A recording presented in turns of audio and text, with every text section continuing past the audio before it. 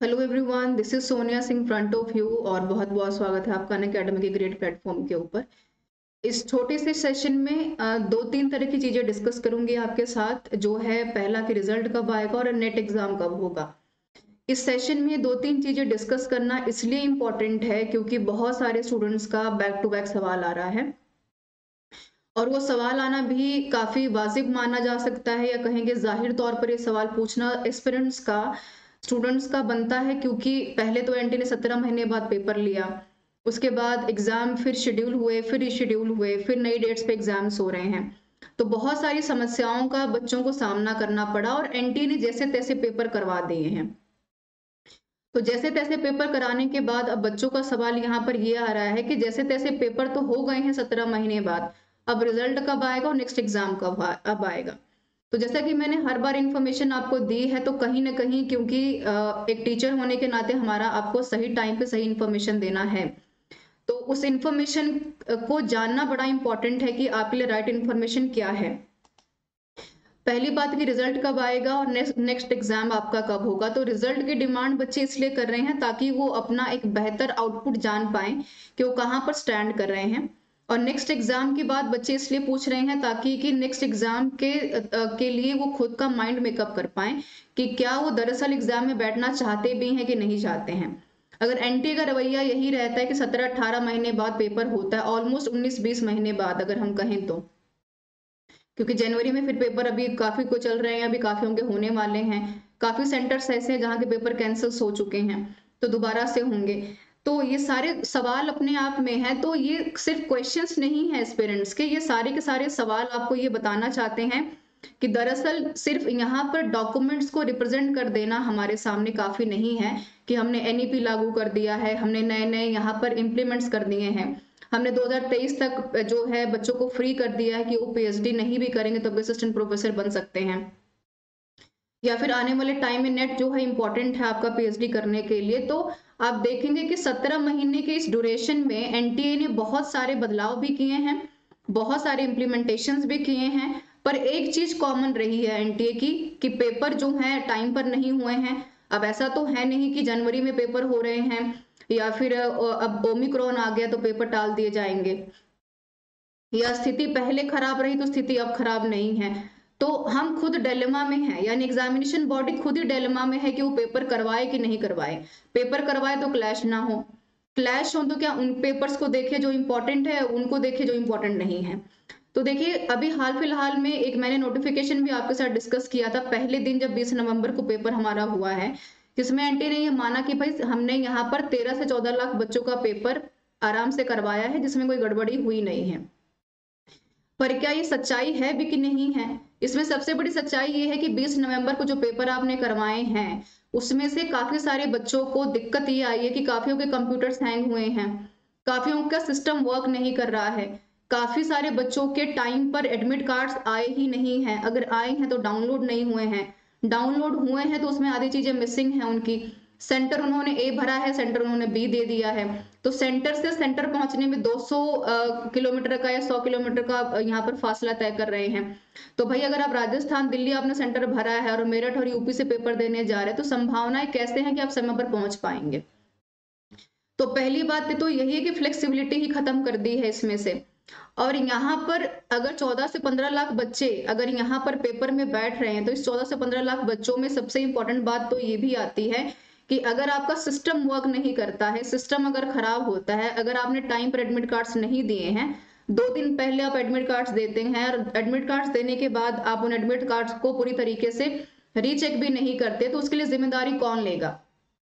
तो क्या बच्चा अगर फेल होता है तो यहाँ पर बच्चे के कमेंट्स हम पढ़ते हैं यहाँ कमेंट बॉक्स में कि हम 18 महीने से तैयारी कर रहे हैं, हम 2 साल से तैयारी कर रहे हैं, ये हमारा लास्ट अटेम्प्ट है, हमारा जेआरएफ का एज खत्म हो जाएगा। तो इसमें सबसे बड़ी जो जिम्मेदारी है वो कौन उठाएगा? तो सबसे बड़ी जिम्मेदारी क्या एनटी लेने को तैयार है? तो सबसे बड़ा मैटर ऑफ कंसर्न तो यही है कि अगर यहाँ पर सिर्फ 13 लाख बच्चे ही नहीं, अगर पुराना का डेटा उठाकर देखते हैं तो हर 6 महीने के ड्यूरेशन में 12 से 13 लाख बच्चे अपीयर होते हैं। तो डॉक्यूमेंट्स के हिसाब में तो भारत में बहुत कुछ चलता है, तो डॉक्यूमेंट्स को अगर ना भी देखे तो अगर आप मान के चलिए कि कम से कम 18 से 20 लाख बच्चे पेपर में अपीयर हुए हैं और उससे ज्यादा ने फॉर्म भी भरे हैं। अब वो बात अलग है कि सिचुएशन को ध्यान में रखते हुए बच्चे पेपर में नहीं पहुंच पाए, तो एक वो अलग मसला है।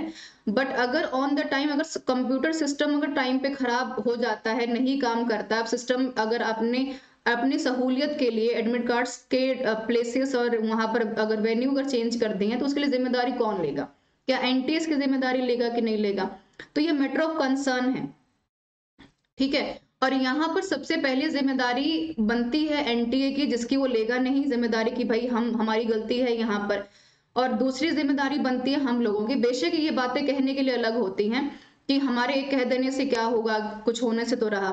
पर देखिए, सबसे इंपॉर्टेंट बात यह है कि पेपर आपका खराब हुआ है, सिस्टम आपका रुका है, पेपर में दोबारा बैठने का मौका आपको दिया नहीं जाएगा, तो इसके लिए मेल तो आपको ही करना पड़ेगा। अब यहाँ पर ऐसा नहीं है कि अगर आपके मेल करने से या ना करने से कुछ होगा कि नहीं होगा। यहाँ पर क्वेश्चन ये आता है कि अगर आपके एक मेल कर देने से हो सकता है कि 10 बच्चे और मेल करें, हो सकता है कि एनटीओ को कंसिडर करें, क्योंकि हमारा काम सिस्टम में रहकर सिस्टम के लिए काम करना है। अगर हम सिस्टम को बदलना चाहते हैं तो हमें उस सिस्टम का पार्ट बनना भी पड़ेगा। अगर हम ये सोचे बैठे बिठाए कि सब कुछ बैठे बिठाए मिल जाएगा, तो ऐसा तो पॉसिबल है ही नहीं ना, ऐसा यूनिवर्सल पॉसिबल हो पाया है। तो सबसे पहले इनिशिएटिव आपको ये लेना पड़ेगा। और सबसे बड़ी बात ये है कि अगर मेरी क्लास में अगर 100 बच्चे हैं और मुझे लगता है कि अगर एक अलग मौका दे देने पर ये बच्चा क्वालिफाई कर लेगा अपना नेट जेआरएफ, तो जाहिर सी बात है कि एनटीए को उसको मौका देना चाहिए। जिन जिन सेंटर्स पर टेक्निकल फॉल्ट्स की वजह से या जिनके एडमिट कार्ड के टाइम पर प्लेसेस और वेन्यू चेंज करने से जो बच्चे टाइम पर नहीं पहुंच पाए एग्जाम, उनको मौका देना चाहिए दोबारा। क्योंकि ऐसा तो है नहीं ना कि आप सिर्फ तैयारी करते ही रहें। अब हमारी मिडिल क्लास फैमिलीज में अगर ऐसी फैमिली से हम बिलोंग करते हैं, तो जरूरी तो नहीं है ना कि हम टाइम पे ही यहाँ पर बस तैयारी ही करते रह जाएंगे, पढ़ते ही रह जाएंगे। क्योंकि हमारी जवाबदेही बनती है कि सेंटर पर अगर हम जा रहे हैं तो उसमें अगर सिस्टम खराब है तो सिस्टम खराब है, उसमें बच्चे की गलती नहीं है कोई। और यहाँ पर अगर आप 17 महीने से, कोई बच्चे 2 साल से तैयारी कर रहे हैं, तो इस 17 महीने में 2 साल में चीजें बदल जाती हैं। हो सकता है कि नेक्स्ट टाइम आप एग्जाम में बैठ ना पाए, हो सकता है कि आपने बहुत मेहनत से पैसे जो है उसका जो इंतजामात किए हों, मुश्किल से किए हों, बड़ी मुश्किल से आप तैयारी कर रहे हों और उसके बाद आप पेपर तक पहुंच ही नहीं पाए हों, या सिस्टम रुक गया तो आपका पेपर खराब हो गया। तो सबसे बड़ा क्वेश्चन ये है कि उसके लिए जिम्मेवारी और जवाबदेही किसकी है। तो अगर आपके एक इनिशिएटिव से चीजें आगे बढ़ती हैं, तो मुझे ऐसा लगता है कि बीइंग अ टीचर, आपको ये सजेशन मैं देना चाहूंगी कि आप लोग अपनी तरफ से एक बार मेल कीजिए। हो सकता है कि इस मेल का एक पॉजिटिव इम्पैक्ट निकल कर आए और आपके चलते ऐसे बाकी जो भविष्य है हमारा, उसका सुधार हो पाए।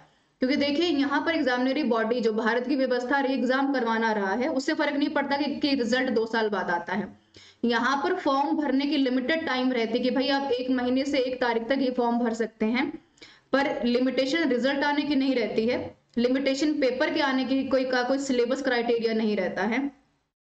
यहाँ पर टेक्निकल फॉल्ट्स आने का कोई लिमिटेशन नहीं रहता है।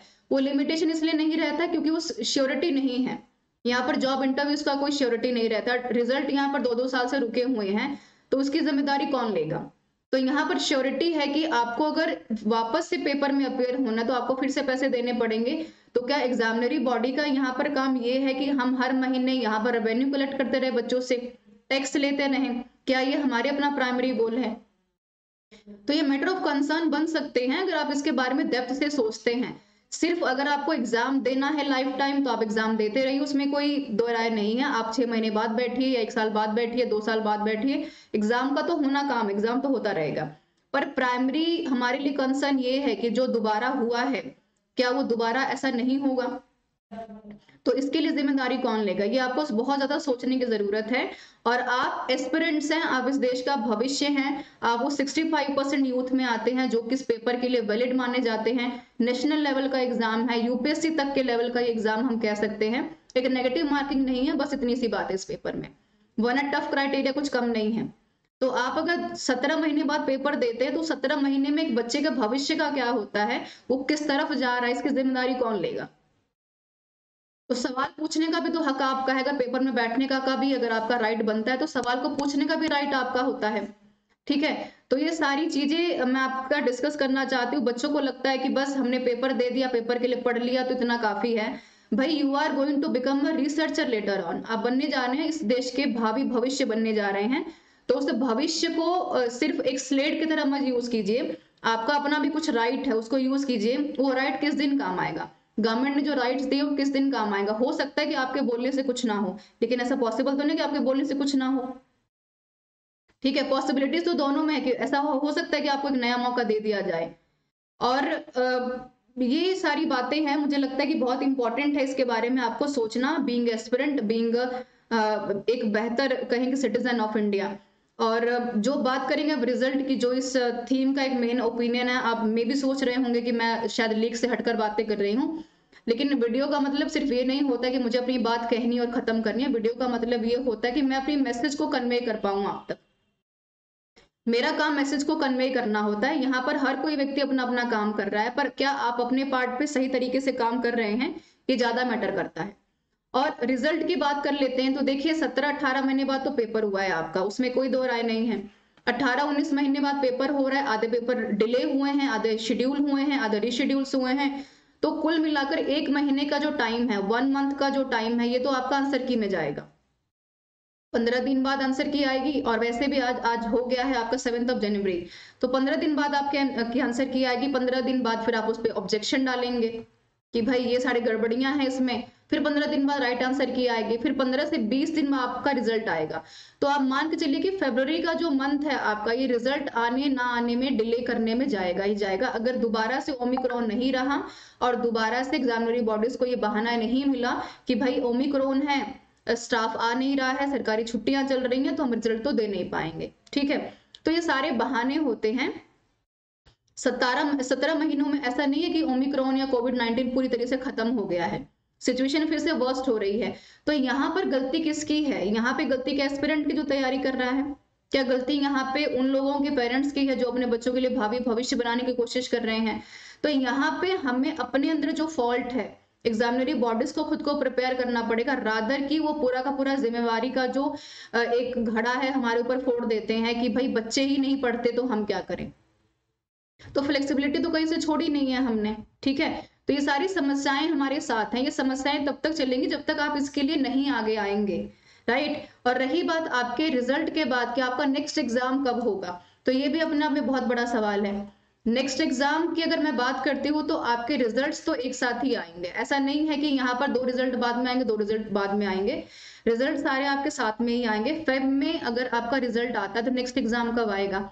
तो I can ensure one thing कि 99% ये चांस है, क्योंकि यहाँ पर पेपर फिर से आपका दोबारा जून में, अगर आप मान के चलते हैं लास्ट ऑफ जून में आपका पेपर, इससे ज्यादा डिले नहीं होगा। सिचुएशन चाहे जो भी रहे हो, कोविड-19 भी हमने देखा, ओमिक्रॉन भी हम देख ही रहे हैं, अगर सिचुएशन बहुत वर्स्ट नहीं रही तो जून से ज्यादा पेपर डिले आपका नहीं होने वाला है, ये आप ध्यान में रख सकते हैं। आपका काम तैयारी करना है, जो मैं कहना चाहूंगी, आपका काम कोशिश करना है, आपका काम इनिशिएटिव लेना है जो आप ले सकते हैं। आप अगर ये सोचकर बैठे कि नेक्स्ट एग्जाम कब होगा, नहीं होगा, एग्जाम तो होगा ही होगा, और एग्जाम आपका जून में ही होगा, ये भी चीजें इंश्योर है। फेब में रिजल्ट डिक्लेयर होते ही मार्च के फर्स्ट वीक में या लास्ट ऑफ फरवरी में इन्होंने वापस से नोटिफिकेशन दे देना है। तो फरवरी के बाद आपके पास फेब, मार्च, अप्रैल, मई, ये 3 महीना आपके पास बचता है, जो सब्सिडरी टाइम है आपकी तैयारी करने के लिए, जो एनटीए दे सकता है आपको। इससे ज्यादा डिले होगा नहीं। और इसके लिए 3 महीने में अगर आप रियल एस्पिरेंट हैं, अगर आपको लगता है कि you are the serious aspirant want to do qualify NTA UGC NET, तो आपके पास एक ही इकलौता वेपन है कि आपको तैयारी करते रहना है, पढ़ते रहना है। और आप ये मान के चलिए और ये टारगेट करके चलिए कि जून का एग्जाम आपका ये लास्ट एग्जाम है, इसको आपको क्वालिफाई करना ही करना है, बाय हुक बाय क्रुक, इसके अलावा आपके पास कोई ऑप्शन नहीं है।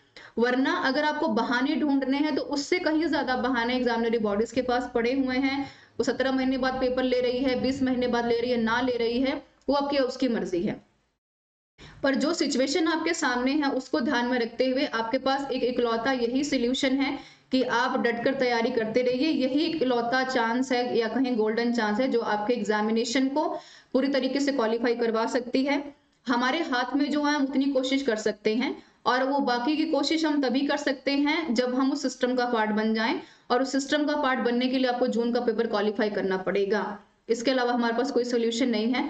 तो आप जून के लिए तैयार रहिए। 2022 के लिए पेपर आपके हाथ में है कि आपको क्वालिफाई करना है कि नहीं करना है। बाकी ऑब्स्टेकल्स आती रहेंगी, ओमिक्रॉन आता रहेगा, वायरस कभी खत्म होता नहीं है, ना कभी खत्म होगा। हमारा काम ये है कि हम कितना तैयार हैं उस वायरस से लड़ने के लिए और अपने भविष्य में आने वाले ऑब्स्टेकल मुसीबतों से लड़ने के लिए। ये सारी बातें मुझे आपको बतानी थी। नेक्स्ट एग्जाम मैंने बता दिया, रिजल्ट का डेट कब तक आ सकता है ये भी मैंने डिस्कस कर लिया है। बाकी ये अजम्पशंस हैं, इस दुनिया में श्योरिटी किसी के पास नहीं है कि हमारा सिलेक्शन होगा कि नहीं होगा, पर हाँ आपके पास श्योरिटी अपनी हो सकती है कि अगर आप सिलेक्शन लेना चाहते हैं तो आपको कोई नहीं रोक सकता। This is all about the video. I hope कि आपको पसंद आया होगा और आपको वैलिड इन्फॉर्मेशन आप तक मिली होगी। एक टीचर होने के नाते जो मेरा इन्फॉर्मेशन देने का काम था मैं उसको दे पाई हूँ। बाकी का काम आपका है, हम अपने हिस्से का काम कर रहे हैं, आप अपने हिस्से का काम कीजिए। कोशिश यही करेंगे कि हम दोनों मिलकर, हम सब मिलकर एक बेहतर प्लेटफॉर्म पर पहुंच सके, जहां पर सिर्फ एग्जाम क्वालिफाई करना हमारा काम नहीं है, उसके अलावा उस एग्जाम को क्वालिफाई करके फ्यूचर को बेहतर बनाना और एग्जामिनरी बॉडीज के सिस्टम का पार्ट बनकर इस देश का भविष्य बेहतर बनाना भी हमारा एक कर्तव्य है, ये हमारी ड्यूटी है। So this is all about the video. और अब बात कर लेते हैं हम NTUGC नेट के लर्निंग प्लेटफॉर्म के बारे में, जो एक बहुत ग्रेट लर्निंग प्लेटफॉर्म है। पेपर 1 पेपर 2 हिस्ट्री और यहाँ पर 2 लेक्चर्स मेरे डेली हो रहे हैं जिसको मैं ले रही हूँ, तो आप ज्वाइन कर सकते हैं मुझे। टेलीग्राम चैनल, यूट्यूब के सेशंस को PDF आपको यहाँ पर मिल जाएगी। आइकॉनिक प्लस ब्रॉड कॉन्सेप्ट से डाउट सेशंस मिल रहे हैं, पर्सनल गाइडेंस आपको यहाँ पर मिलेगी, लाइव टेस्ट है, वीकली टेस्ट, सब कुछ यहाँ पर अवेलेबल है आपके लिए। और SRS 10 का कोड आपको यहाँ पर एप्लीकेबल है, 10% का डिस्काउंट। हर बार की तरह इंश्योर करें कि पेपर आपके अप्रोच से बाहर नहीं जा रहा है। और यहाँ पर 6 महीने से 24 महीने तक का कोर्स आप यहाँ पर ले सकते हैं आइकॉनिक प्लस में।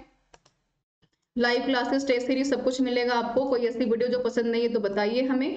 स्पेशल क्लास रोज होती है 7 PM in the morning, sorry in the evening, so don't forget to join me every day.